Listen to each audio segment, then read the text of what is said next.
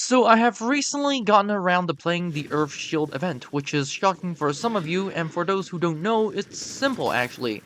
I really do not like to play against zombies, not because I don't know how to kill them, actually pretty simple if you ask me, but it's mostly because I'm a historical fella, and I really like to play historical battles, in which Enlisted has a good combination of historical battles, mostly Stalingrad and whatnot. But just for the fun of it, I decided to play the Earth Shield event, and let's just say it wasn't uneventful.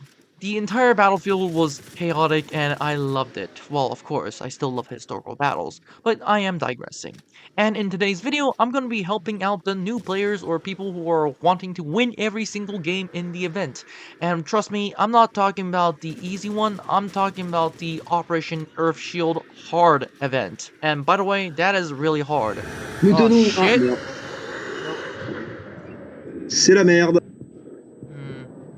I think we might be fucked here. Yeah, Yeah. nobody's... So, without further ado, let's get started. Starting up, we have to talk about teammates. Teammates is arguably one of the most important things to have. And in my personal opinion, I suggest that you get on a Discord and fight with people that you know or you can at least talk to, because the amount of times I've been killed by behind and the people did not apparently tell me there was a zombie behind or at least a zombie horde behind is really practically scary. So, that's that. And on the other hand, if you are down, teammates can, well, heal you back up. Okay, you're on the door. Okay, perfect. Yeah, I'm on Well, the. I'm just gonna revive There's a you. Wait. there's a few things behind me. Yep. Yeah, thank you. Okay, I got him. Oh, thank you, Don't thank worry. you. So that's great. In reality, you get 3 teammates, all of which, including you, make up 4 members of the squad. Well, what squad appears to be. And you're sent to fight against zombies. The only massive issue is that if you do not work as a team, you pretty much die very, very quickly, as zombies tend to pick you off relatively well. Hence, I suggest that you get on the Discord once again, and speaking of Discord, there is a certain Discord called the Napoleon Total Discord, in which I highly suggest that you join. Definitely not a self-plug. But anyway, teammates are really important, and knowing your teammate and knowing your capacity and speaking to those fellas on the other side of, let's say, the Discord or voice chat is pretty important, don't you think? Moving on, we have weapons, and weapons come as absolutely no surprise to everybody in the sense that how important they are. Some of my favorite weapons include the PPD-40 and whatnot. The thing about weapons that I find in this game mode is that the weapons that you should really prioritize are weapons that essentially give you high damage and, in my opinion, high rate of fire, because those two combined together really makes killing zombies just much more better for you. For example, the Winchester shotgun is not a bad weapon on paper, but in practice, if you don't know how to use it, it actually becomes pretty hard as compared to the PPD-40, because that thing shreds. I would say is actually better than some of the SMGs that you get as weapons. For example, it is much better in my opinion than, well, let's say the Sten, which you actually unfortunately do get, and a weapon I was stuck on for a long time before I get the FG-42. Yes. What the fuck did I What get? did I tell? I still got the PVD. Oh no, I got Yeah, the I mean, FG-42. Okay, FG good. equals 2, yeah? Yeah, jawohl. You're right. Magnificent. On the other hand, weapons such as grenades are a must because, well, let's just say if a group of zombies is running towards you, I suggest that you use, a grenade to, well, kill them out. Everyone prepare to use Wait a your second. grenades because, okay, get Yeah. ready? Coming this way. Okay, I think I have a green guy behind me. Oh, shit. So that's great. On the other hand, another thing that people don't understand is that weapon concentration, or in the sense that some weapons are just deadlier than others. For example, the FG-42 is better, but the FG-42 chews up ammo very, very quickly. So that's that. What are we kidding? Of course, everyone's favorite is the machine guns, and let's be honest, machine guns are really devastating against zombies. That said, let's move on to the third issue, and that is practically objectives. There are a few objectives that you do have to worry about. For one, you have the gates, which is actually a set of portals in which the zombies spawn from, and your job, usually 8 of them, is to destroy them. And it could be done easily with throwing a grenade at the purple thing, or blue thing, because I am colorblind, and destroying everyone, killing everyone, and calling it a day. This usually lasts very quickly if your team is competent. On the other hand, the other one is killing enemies. These tends to come in bosses and regular guys, in which there are, well, beefed up zombies, and they come running straight at you, and you should kill them as soon as humanly possible. And messages usually come in the sense that you have to send the messages before the enemies essentially defuse the message sending. This usually works in the sense that if you keep the enemy away from the radio in which the message is sent from, then you pretty much win. And if you don't get overwhelmed by the amount of zombies, then you're pretty good. If you do get overwhelmed, you're pretty much doomed to start over again and again and again. On the other hand, you have the altar. This is essentially a place in which there is a purple shield around your objective, and the enemy is just going to be charging across you and trying to kill you as soon as possible. Are you ready? Right there. Yeah. I just get PTSD from these guys, like, They're coming in the trees! They're coming in the trees! yeah, the fucking Vietnamese. They're like the Viet Cong.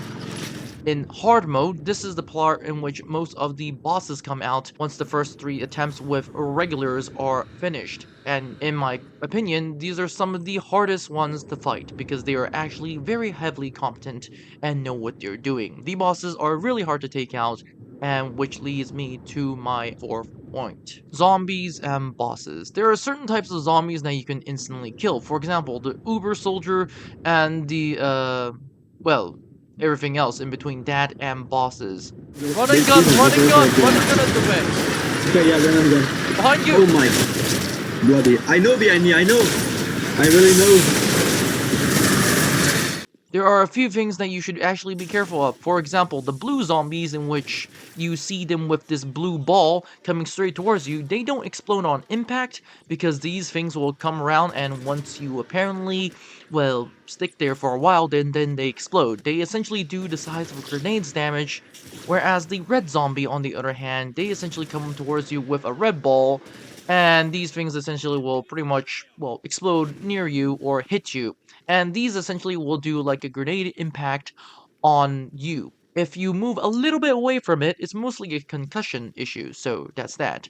Hence, if you haven't figured out by now, when you see red or blue balls coming straight at you, run away. On the other hand, you have other demons that you should worry about, such as giants, Hyrax the Inferno, and whatnot. Most of these issues, or most of these people, can essentially be taken out by firing at them. It usually doesn't matter where you fire, and this is pretty much all evident through all the zombies and bosses whatnot. As long as you can hit them and you're really good at killing them, then you're pretty much guaranteed to kill them in a matter of time. The only issue is that for some of the bosses, they have one, for one example, there is one with the ray, and they essentially could ray you around. The best option to counter that is to lie low on the ground, flat on. This usually practically guarantees that you won't get shot or burned by the bosses. On the other hand, it does leave you pretty vulnerable to the zombies, so if you work as a team, try to kill all the zombies around you, and then focus your fire on the bosses, because that is really what's important. The other issue is, of course, the other tips and tricks, is to stay alive. Once again, this goes back to teamwork, but if you can help each other stay alive, because you're pretty much guaranteed to go down, especially if you are really aggressive, which is something I do, unfortunately, you are guaranteed to go down, and your job is to essentially, well, will help your teammates, because if you haven't figured out, the more firepower aimed at, let's say, a boss, the more likely you're gonna take it down, so that's great. Finally, let's move on to how to get out. And there is essentially an APC. If you can run to the APC, you get out. There is a caveat in the sense that if you, well, run to an APC and there's a member that is live and running, most important part is running, and doesn't get to the APC, then you're pretty much screwed. On the other hand, if there's a live member but he's down and you guys, the ones who are still running and active, run to the APC and get away, then you are practically fine. You win the game. So that's that. That is just a thing that I think you should note. To recap, your teammates are important, the weapons are also important, the objectives, know what you are dealing with, and in my personal opinion, some of the hardest objectives can come away with the best teamwork. Of course, when being in a team, I highly suggest that you, well, all of you should be using your brains because that is something that most people lacks. For example, if you are going into an alleyway, please bring all the teammates with you because that is actually where some of the most scariest jump scares happen. So that's great. Also, if you see zombies, try to take them away at range. Yeah, that's pretty good. And finally, of course, you can get tokens. These are essentially blue things that you can get from the ground, and they're actually pretty good. And of course, this, along with starting portals and sending messages, can be done with pressing F. That is something I think a lot of people don't understand, and that is why people are just standing there doing something or waiting for something to happen. Well, without further ado, this is all it for this video. Don't forget to like, subscribe, and join the Discord, and I'll see you in the next one.